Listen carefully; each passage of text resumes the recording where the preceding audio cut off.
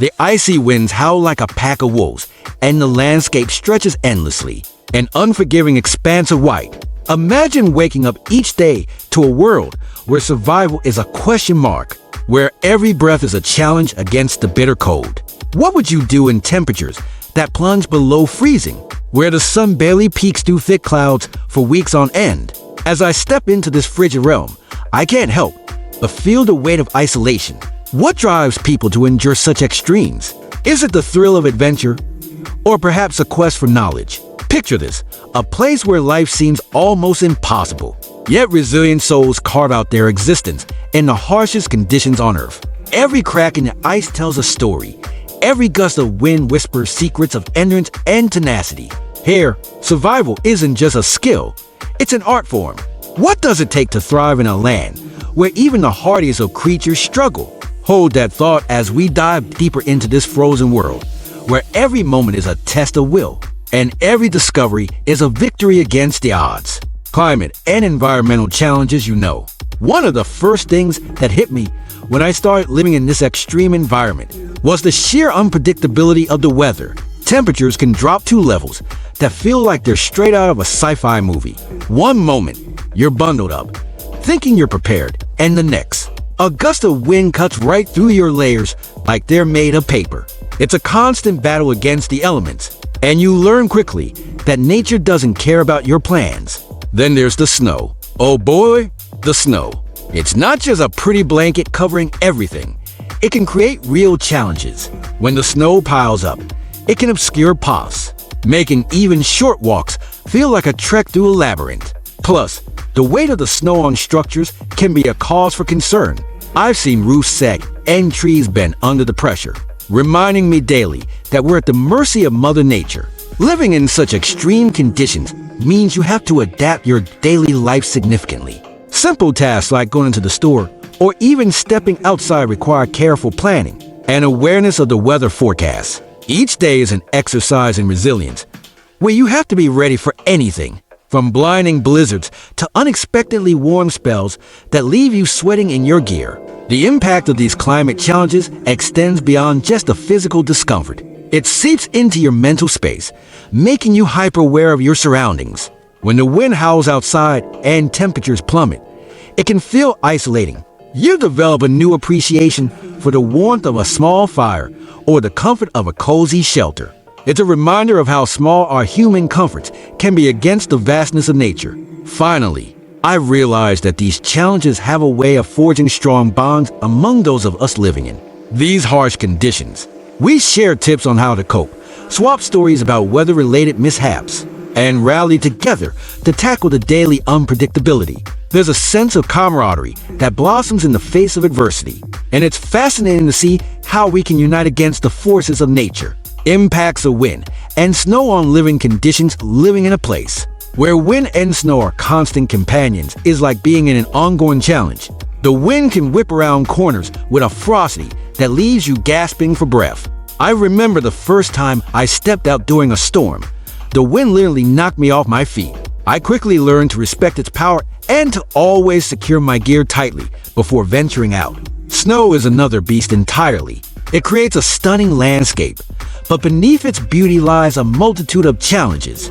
For instance, after a heavy snowfall, everything can become a huge white mess. You realize that snow shovels are as important as your winter jacket. When you're buried under a foot of snow just trying to get to your front door, it can feel like an uphill battle that never ends. Then there are the practicalities of life. The accumulation of snow can disrupt power supplies and block roads, making supplies difficult to come by. It's a surreal experience when the essentials become scarce, simply because the elements have decided to throw a tantrum. I've had to think creatively about my food storage and preparation, learning to adapt to whatever resources I could gather. The isolation that comes with snowy conditions can also play tricks on your mind. When you're stuck indoors due to a blizzard, it's easy to feel cut off from the world. I've found that finding small ways to keep spirits high, like sharing meals or playing games with housemates, becomes crucial. It's those moments of connection that remind you you're not alone in this.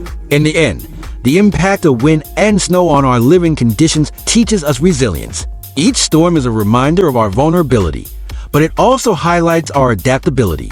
I've learned to embrace the challenges, finding joy in the quirky, unpredictable nature of life in these extreme climates.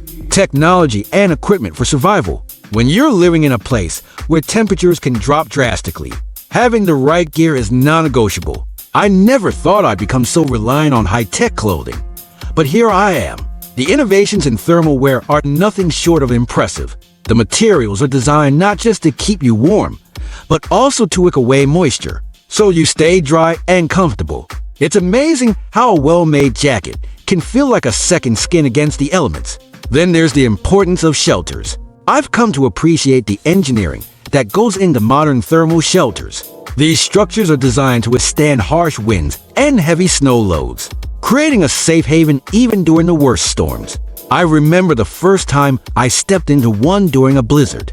It was like entering a different world, warm, quiet, and secure.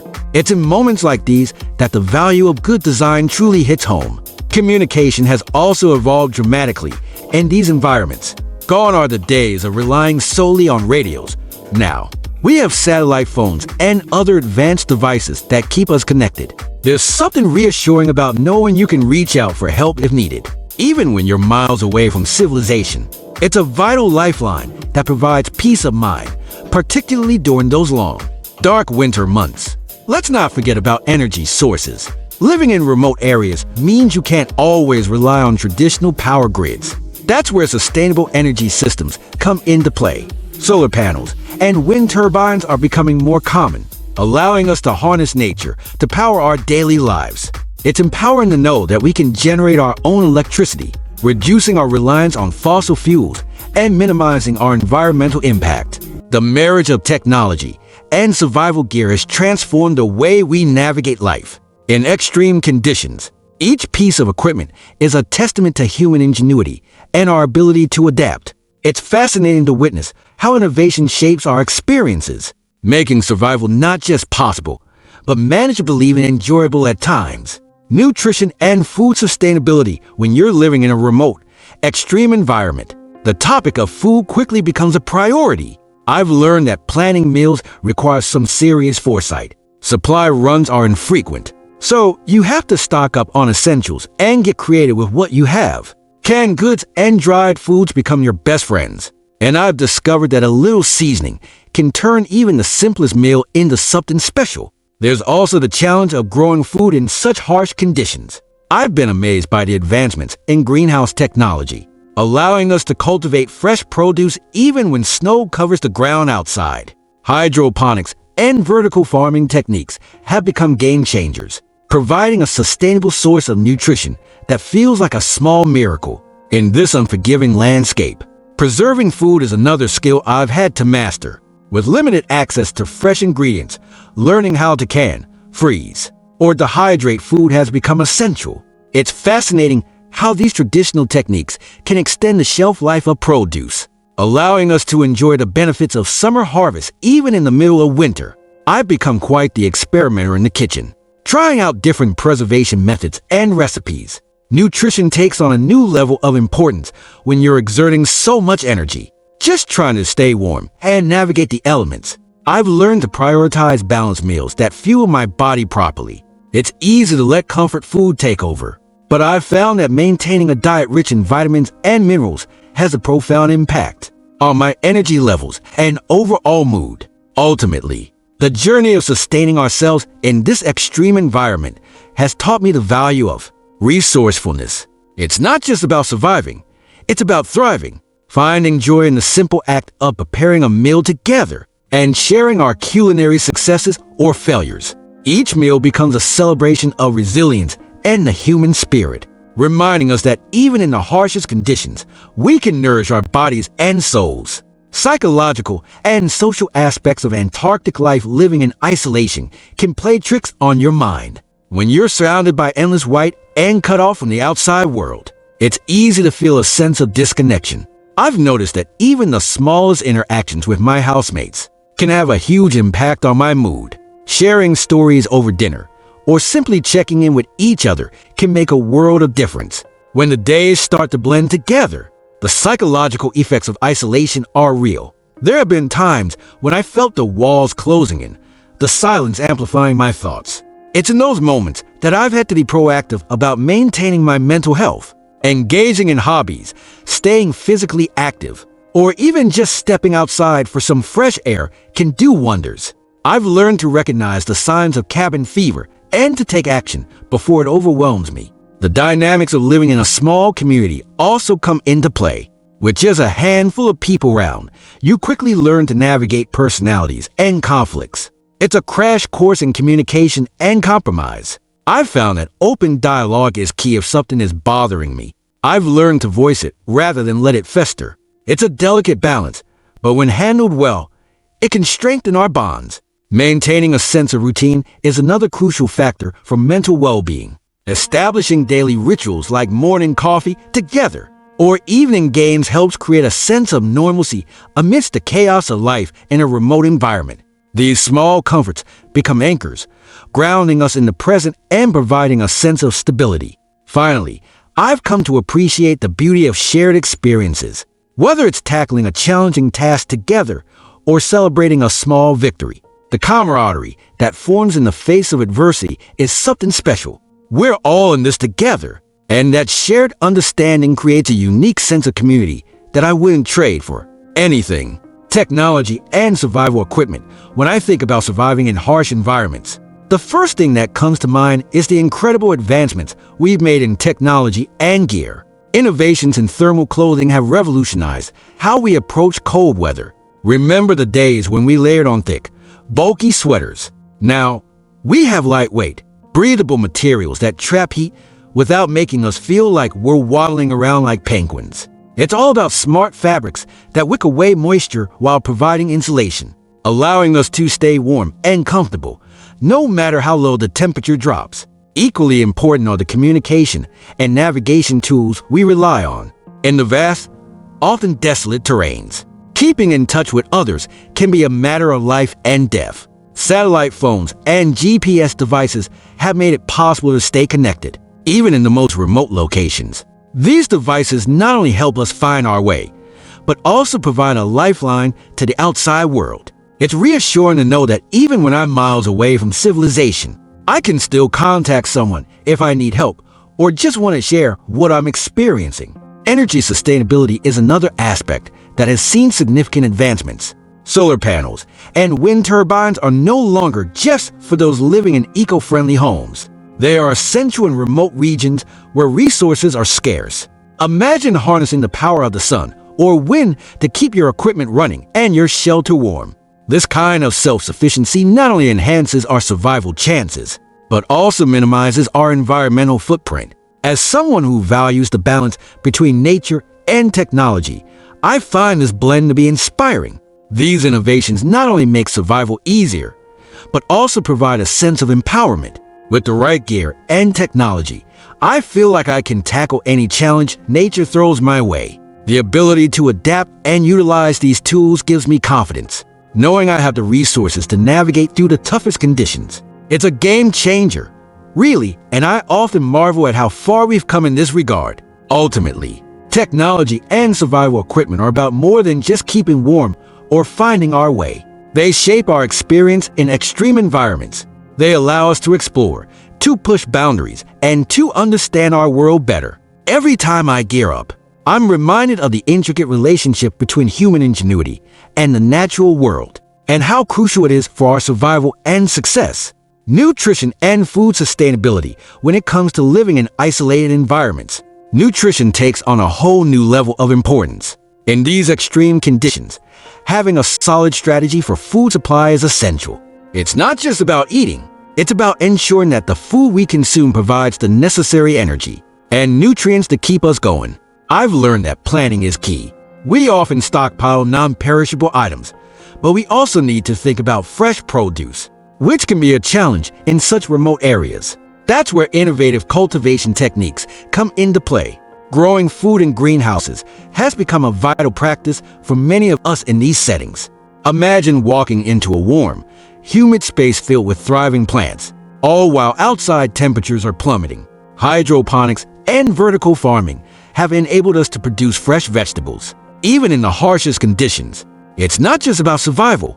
It's about enjoying nutritious meals that keep our spirits high. Moreover, food preservation techniques have taken on added significance. With limited access to fresh supplies, knowing how to can, dehydrate, or freeze food can make a huge difference. I've watched my fellow adventurers transform bountiful harvests into jars of pickles or bags of dried fruit.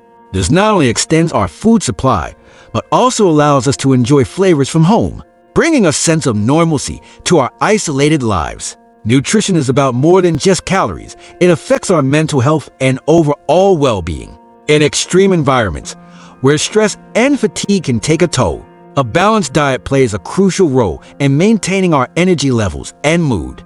I've experienced firsthand how a hearty meal can lift spirits and foster camaraderie among us. There's something profoundly satisfying about sharing a meal, especially when it's made from the fruits of our labor. Ultimately, the importance of proper nutrition in remote settings cannot be overstated. It's a matter of survival, yes, but it's also about living well.